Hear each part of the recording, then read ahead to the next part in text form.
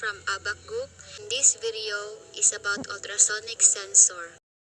Our second assigned activity in embedded system programming. Calculating distance using distance monitoring and measuring device. Here are the needed requirements. Here we have ultrasonic sensor,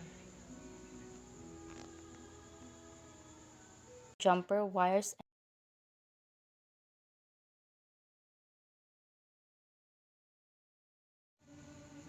Arduino Uno, Breadboard, LED, and code.